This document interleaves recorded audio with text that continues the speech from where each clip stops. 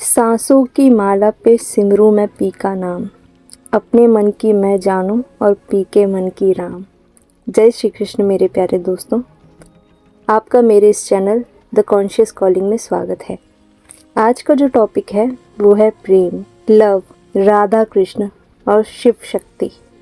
आज बात होगी प्यार की। अगर प्यार का डेफिनेशन दिया जाए तो शायद प्रेम के ऊपर कई किताबें लिखी जा सकती हैं और शायद उसे सिर्फ चंद शब्दों में भी बयां किया जा सके। मैं बहुत मेहनत करके इस विषय पर कुछ लिख पाई हूँ, लेकिन इस वीडियो की डेप्थ तो आप तभी समझ पाओगे जब आप इसे पूरा देखोगे।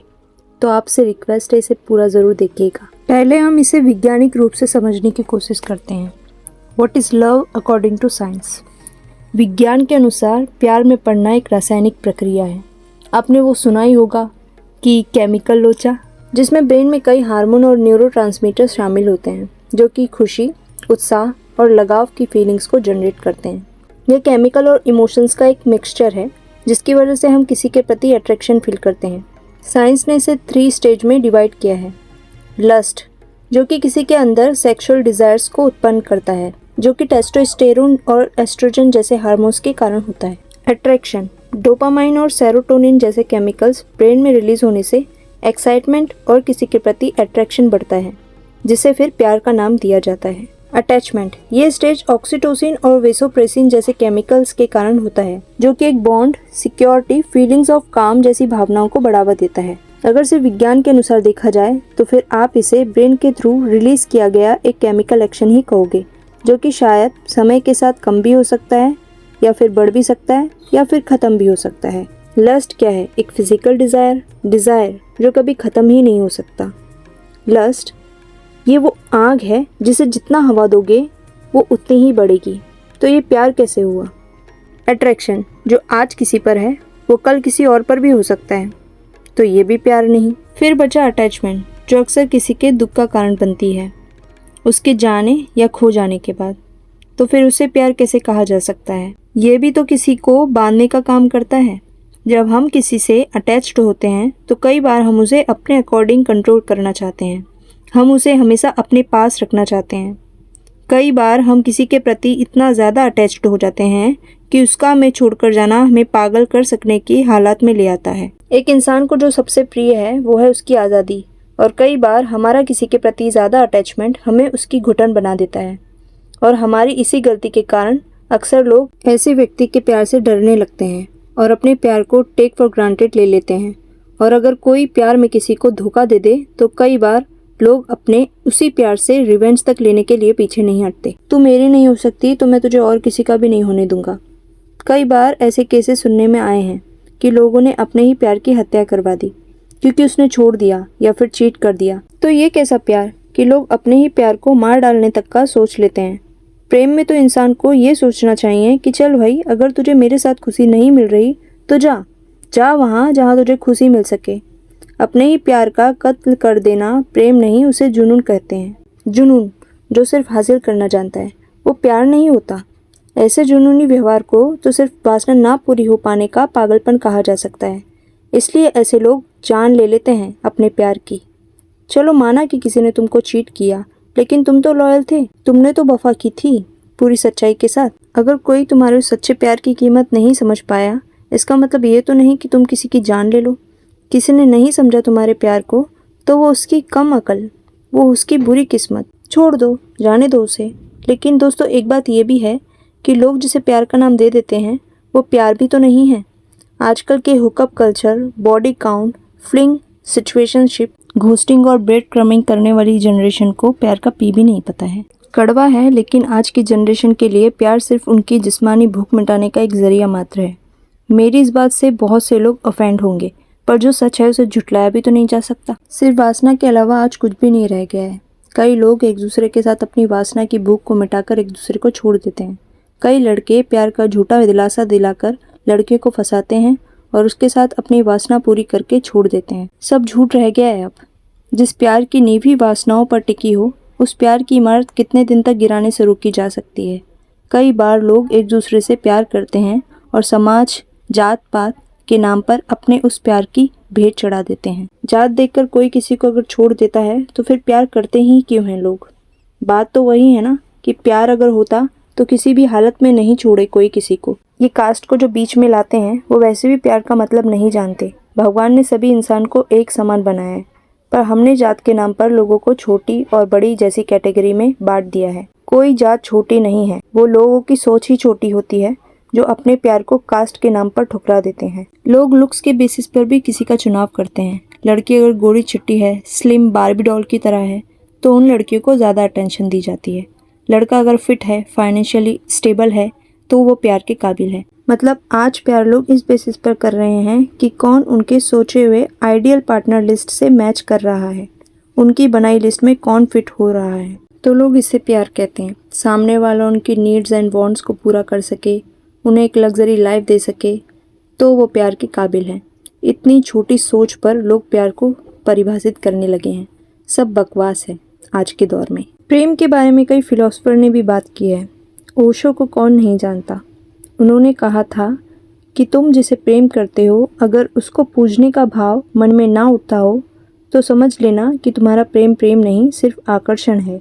उन्होंने प्रेम को एक अवस्था, स्टेट ऑफ बीइंग माना है, जो कि स्वार्थ या लेन देन पर आधारित नहीं है। उन्होंने प्रेम को एक ध्यान के रूप में देखा, जिसमें स्वतंत्रता और समझदारी महत्वपूर्ण है। ओशो का मानना था कि प्रेम करने से पहले व्यक्ति को खुद से प्रेम करना सीखना चाहिए। तो क्या आज की जनरेशन में वो सच्चा स्नेह है अपने प्रीतम के लिए कि उसे पूजने तक का भाव आ जाए? अगर आपके पार्टनर के घर वाले ये बोल दें कि नहीं, हम तेरी शादी तेरी मर्जी से नहीं करा सकते, तो क्या आपके अंदर इतना धैर्य है कि आप बिना शादी किए अपनी पूरी ज़िंदगी काट सको और किसी और को छू तक ना? नहीं हो पाएगा। 99.9% लोगों से नहीं हो पाएगा। ये लोग ये कह सकते हैं कि अरे अगर हमें वो नहीं मिला जिसे हम चाहते थे, तो इसका मतलब ये तो नहीं कि हम ज़िंदगी भर शादी ना करें।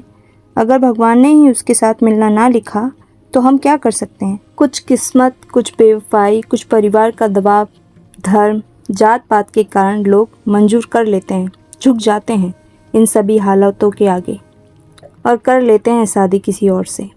लेकिन 0.1% लोग आज भी हैं जो एक के ही नाम पर अपनी पूरी ज़िंदगी लिखकर रह जाते हैं अकेले। नहीं बसाते वो घर किसी और के साथ, नहीं पढ़ते दोबारा आशिकी में, अपने ही प्रेम की यादों के सहारे काट लेते हैं वो ज़िंदगी का सफ़र। लेकिन बहुत कम होते हैं ऐसे लोग। ऐसे लोग बड़े सच्चे लगते हैं। ये लोग शक्ति के शिव लगते हैं। शिव ने भी तो हज़ारों वर्षों के वियोग सहर स्वीकार कर लिया था। प्योर डिवाइन अनकंडीशन लव का बेहतरीन उदाहरण सिर्फ शिव हो सकते हैं। खुद भगवान होकर भी 87,000 साल का वियोग सहा था भगवान शिव ने।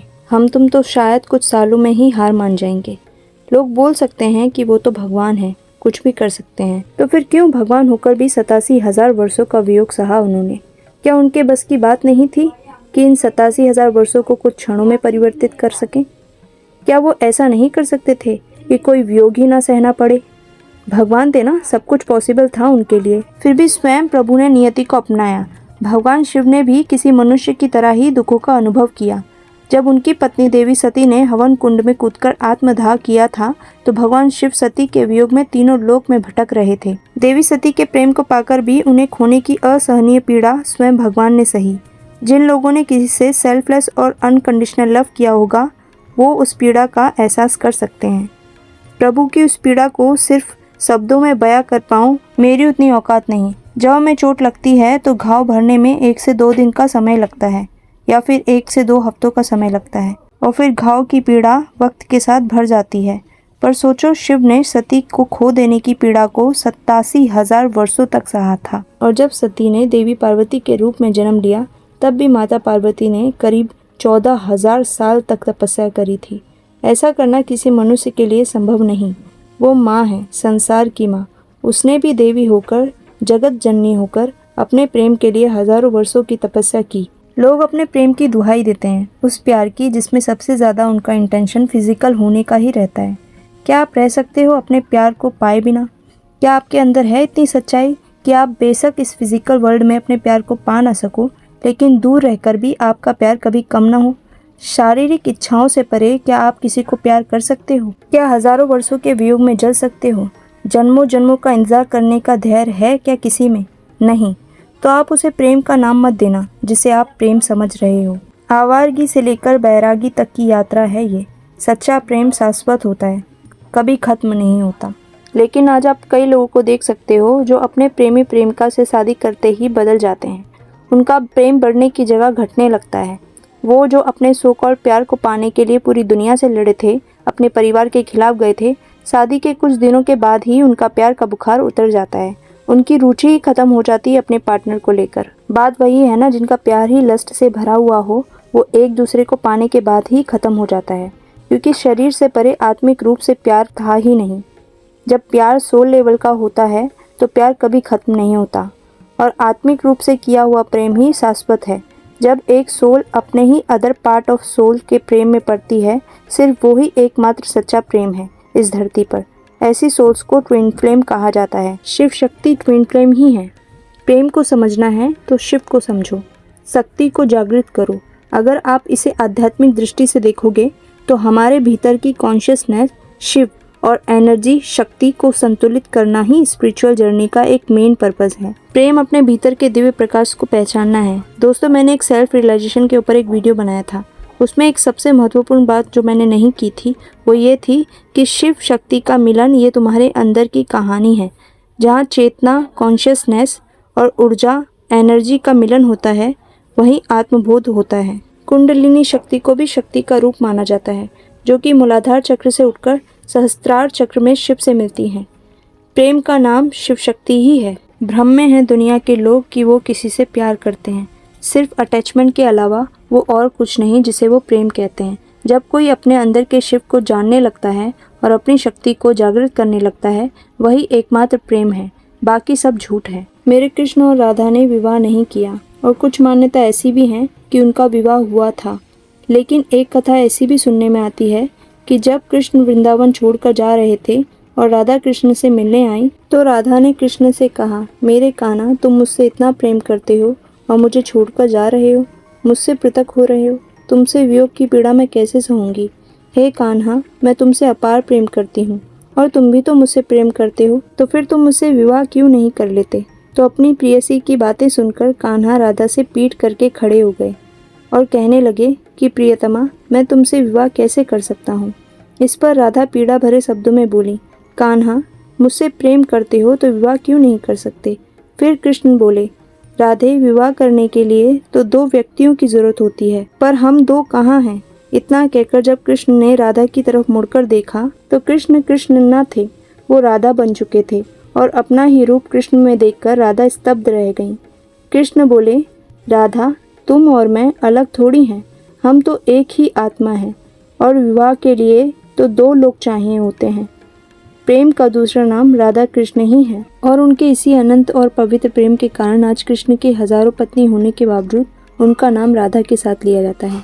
राधा का नाम ही इसलिए लिया जाता है कि उनके जितना प्रेम कृष्ण को किसी ने नहीं दिया, क्योंकि उन्होंने जितना वियोग, जितना डिस्टेंस सहा, उतना किसी ने नहीं सहा।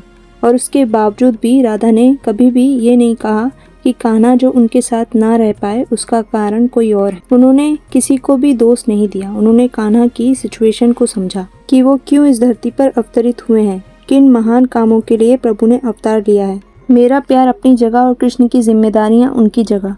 उनकी रिस्पॉन्सिबिलिटी के आड़े मुझे अपने प्यार को नहीं लाना है। कान्हा अपने दायित्वों को निभाएं और मैं अपने प्यार को निभाऊंगी। ये राधा का अनकंडीशनल लव था कृष्ण के लिए। कान्हा के अवतार लेने के कई कारण थे, महाभारत, द्वारिका, कंस का वध, गीता ज्ञान। तो इन सभी बहुत बड़ी जिम्मेदारियों के आगे कृष्ण ने कभी अपने प्रेम को प्राथमिकता नहीं दी। इसे ही राधा ने समझा। कृष्ण कभी उनके साथ नहीं थे, फिर भी हमेशा उनके साथ ही थे। उनके प्रेम को इस मटेरियल वर्ल्ड में पूरा ही होना है, एक दूसरे को पा लेना है, ये उनके प्योर लव की परिभाषा नहीं थी। ना साथ होकर भी उन्होंने एक दूसरे को हमेशा प्रेम किया। असली प्रेम को समझना है तो भक्ति को समझो। अपने आप के अंदर की त्रुटियों को, अपने अहंकार को खत्म करो। आपने कबीरदास का एक प्रसिद्ध दोहा तो सुना ही होगा, प्रेम गली अति सांकरी, तामे दो न समाही, जब मैं था तब हरि नहीं, जब हरि हैं मैं नहीं। इसका मतलब प्रेम की गली बहुत ही संकरी होती है, अर्थात प्रेम का मार्ग बहुत ही छोटा है। उस संकरी गली में दो लोग एक साथ नहीं रह सकते। जब तक व्यक्ति में मैं बना रहता है, मैं मतलब अहंकार कि मैं ही सब कुछ हूँ, तब तक उसे ईश्वर की प्राप्ति नहीं हो सकती। और जब ईश्वर की प्राप्ति हो जाती है तो मैं का अस्तित्व समाप्त हो जाता है। यह दोहा बताता है कि प्रेम और अहंकार एक साथ नहीं रह सकते। यदि व्यक्ति को प्रेम में सफलता प्राप्त करनी है तो उसे अपने अहंकार को त्यागना होगा। शिव शक्ति और राधा कृष्ण जैसा प्रेम हम मनुष्य की बस की बात नहीं, लेकिन हम कोशिश तो कर सकते हैं अपने इष्टों से प्रेरणा लेकर। हम शायद किसी से ऐसा प्रेम ना कर पाएं और ना कोई हमें ऐसा प्रेम दे सके, लेकिन आज आप प्रेम के नाम पर जिस व्यक्ति के साथ जुड़े हुए हो उसके साथ तो कम से कम लॉयल रहो। प्रेम को समझना है तो आध्यात्म में उतरो। आध्यात्म ही आपको प्रेम की गहराई का एहसास करवा सकता है। जब कोई भक्त अपनी भक्ति में सच्चाई के साथ उतरता है तब वो न सिर्फ भगवान को समझने लगता है बल्कि प्रेम की प्योरिटी और डिग्निटी को भी समझ पाता है। पा लेना प्रेम नहीं, कम से कम इस मटेरियल वर्ल्ड में तो नहीं। अपने अंदर सिर्फ और शक्ति को पाना असली प्रेम है। दोस्तों, मैंने पहले ही कहा था कि प्रेम को सिर्फ 2 या 3 शब्दों में भी बयां किया जा सकता है। जैसे कि कोई पूछे कि प्रेम क्या है, तो कोई बोल सकता है प्रेम राधा कृष्ण है, प्रेम शिव शक्ति है, और इसके अलावा इसे परिभाषित करने के लिए कई किताबें भी लिखी जा सकती हैं। मैंने कोशिश की इस वीडियो के माध्यम से, लेकिन मुझे पता है कि बहुत कुछ है जो मैं नहीं जोड़ पाई हूँ। फिर भी मैं उम्मीद करती हूँ, विश्वास करती हूँ कि आपको इस विषय पर मेरा ये वीडियो ज़रूर पसंद आया होगा। पसंद आया हो तो लाइक ज़रूर कीजिएगा, मेरे चैनल को सब्सक्राइब भी कीजिएगा। जय श्री कृष्ण दोस्तों।